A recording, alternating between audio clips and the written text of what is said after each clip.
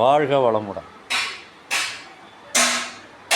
தமிழ்நாட்டு அரசியலை பற்றி தான் தமிழ்நாடு மட்டும் இல்லை, இந்தியா மட்டும் இல்லை, உலகமே வந்து பேசிக்கிட்டு இருக்கு. இது வந்து தயவுசெய்து கேலி கூத்தாயிரம் பார்த்துக்கணும். என்னென்னா, அரசியல் வந்து சாதாரண விஷயம் கிடையாது.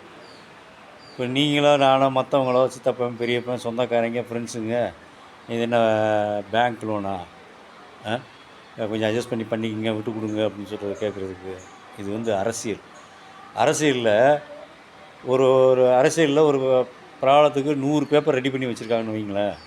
அந்த 100 பேப்பரில் வந்து அந்த 100 பேப்பர்லேயும் 99 பேப்பர் நல்லா இருக்குது. அந்த ஒரு பேப்பரில் ப்ராப்ளமாக இருந்தால் அது பிரச்சனை தான். அதேமாரி அந்த ஒரு சீட்டில் வந்து இந்த சீட்டை கொண்டு போய் கொடுத்துட்டு அதுக்கப்புறம் ஆளுநரை பார்த்துருந்துக்கலாம்.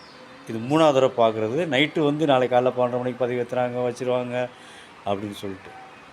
அதே போல் அந்த விஜய் தம்பி வந்து பேசும்போது வந்து கொஞ்சம் பார்த்து பேசியிருந்துருக்கலாம். இது இதாக கொஞ்சம் பேசியிருந்தேன், எல்லோரும் பேசுகிற மாதிரி பேசியிருந்துருக்கலாம்.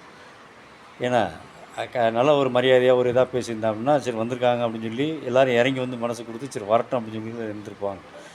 ஏங்க ஒன்றும் இல்லை, ஒரு அரடி வாய்க்காலுக்கே யாருமே விட்டு கொடுக்க மாட்டேங்கிறாங்க. எவ்வளோ சொத்து பிரச்சனை, எவ்வளோ இது கோர்ட்டில் கேஸ் இருக்குது, கணவன் மனைவி பிரச்சனை, தும்முனா குத்தம் உட்காந்தா குத்தம்னு சொல்லி கேஸ் இருக்குது. இதெல்லாம் சும்மா விட்டுருவாங்களா? ரசிகர்கள் வந்து தமிழ்நாடு பூரா ரசிகர்கள் இருந்தாலும் அங்கே பேப்பர் தான் பேசும், சட்டத்தில் என்ன இருக்கோ அதான் பேசும். இனிமேலாவது அரசியல் வர்றவங்களுக்கு அரசியலோட அமைப்பு சட்டத்தை பற்றி நல்லா தெரிஞ்சுக்கிட்டு வரணும். தெரிஞ்சுக்கிட்டு தான் வந்திருப்பார். இருந்தாலும் நேரங்கிறது ஒன்று இருக்குது.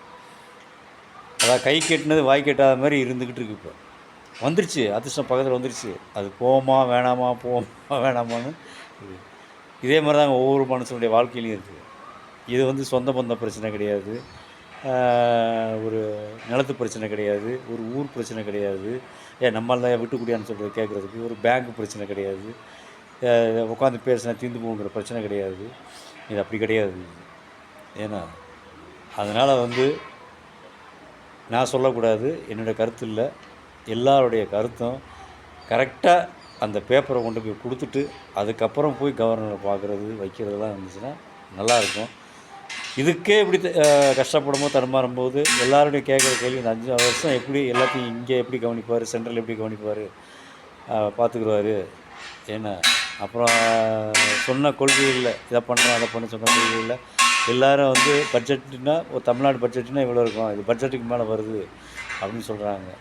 இனிமேலாவது பார்த்து பேசி நல்லபடியாக ஆட்சி அமைக்கணும்னு வேண்டிக்கிறேன். ஏன்னா அதே போல் இன்றைக்கி காங்கிரஸ் எல்லாமே வெளியே போகுது. இந்த காங்கிரஸுக்கெலாம் 15 வருஷம் தெரியாதா டிஎம்கே பற்றி? நேற்று தான் தெரிஞ்சிச்சா? நீ ஓட்டு வாங்கி ஜெயித்தது பூரா, காங்கிரஸ் ஓட்டு வாங்கி ஜெயித்தது பூரா டிஎம்கேல இருந்து. அதே போல் கம்யூனிஸ்ட்டு ஆய்வுன்னு பேசுவாங்க, எல்லாம் பண்ணுவாங்க, எல்லாமே தெரியும். டிஎம்கேவோட காங்கிரஸை விட ஏடிஎம்கே விட எல்லா பிஜேபியோட எல்லாத்தையும் விட கம்யூனிஸ்ட்னாலே எல்லாத்துக்கும் ஒரு இது அல்லு. அப்பேற்பட்ட கம்யூனிஸ்ட் எப்படி போனாங்கிறது தெரில. ஆனால் எந்த டிஎம்கே வேணாம்னு சொல்லி விஜய் சொன்னாரோ அதே டிஎம்கே ஓட்டிலேருந்து வந்தவங்க தான் இன்றைக்கி அவரை காப்பாற்றுறாங்க. அதனால் என்றைக்குமே வந்து வார்த்தைகளை விடும்போது அது விஜயாக இருக்கட்டும், சாதாரண மனுஷனாக இருக்கட்டும், என் கடவுளாக கூட இருக்கட்டும், வார்த்தைகளை விடும்போது பார்த்து விடணும். ஏன்னா ஒரு வார்த்தை கொல்லும், ஒரு வார்த்தை வாழ வைக்கும். இதை மனசில் வச்சுக்கிட்டு நல்லபடியாக ஆட்சி அமைக்கணும்னு வேண்டிக்கிறேன். சந்தோஷம். நன்றி, வணக்கம்.